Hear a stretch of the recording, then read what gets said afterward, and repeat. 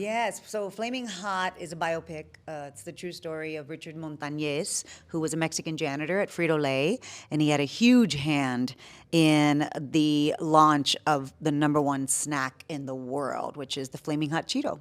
But his story is really compelling and complex and inspirational, motivational.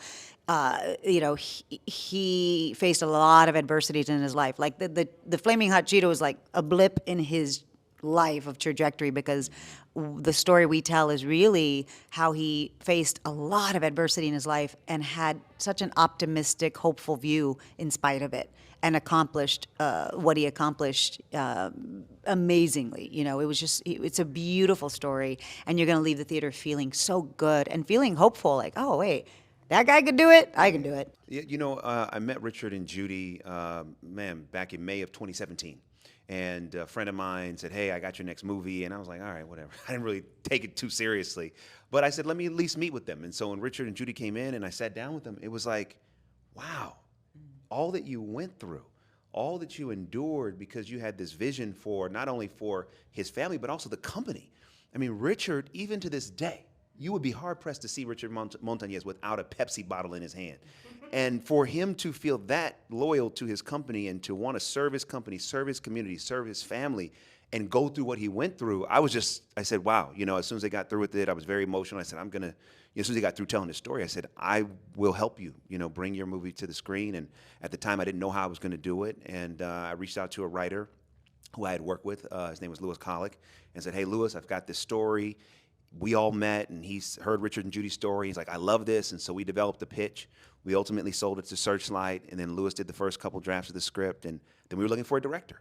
And I went out to about 20 directors, and about 12 wanted to do it. I did all 12 meetings, and when she walks in with a binder, and that script was tore up, okay? She had every page dog-eared. And I said, but I loved all the notes, everything she wanted to do, and I have a philosophy that on any movie, if you commit to the process, the director will show up. And when she walked in, it was clear that she was a director.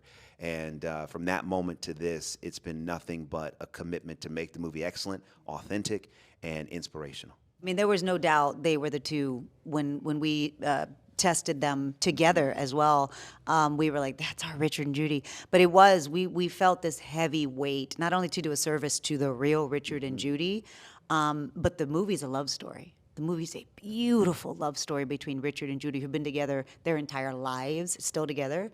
And so we had to believe that in these two actors. And specifically, Jesse had a heavy load to carry because the character of Richard plays 3 different decades, and he was 3 different men in those decades. He was a wild, gang-banging cholo in his early years, and he has this hard edge to him, and he's really scary, and he was trouble with the law and in trouble, with his dad, and just real, a real troubled youth, and then to move into the factory part of his life where he was really exposed to opportunity. Not that it was for him, but he was like, oh, I could be something. I could be more than what I am right now.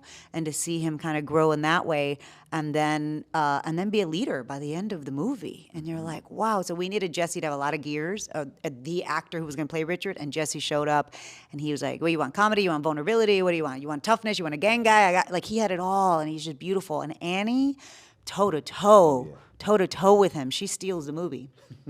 Steals the movie. I mean, seriously. And what was cool about the process was our casting director, Carla Houle, went out. I think she saw hundreds and hundreds of actors and actresses to play these 2 parts. And once we saw Jesse and Annie and our chemistry read in the room, it was like, wow, to see them bring to life Richard and Judy in a way that felt authentic and true. And then when you see the movie, forget about it. Like, their performances are amazing. Even Richard and Judy were like, wow. They're better us than we are. Yes, big time.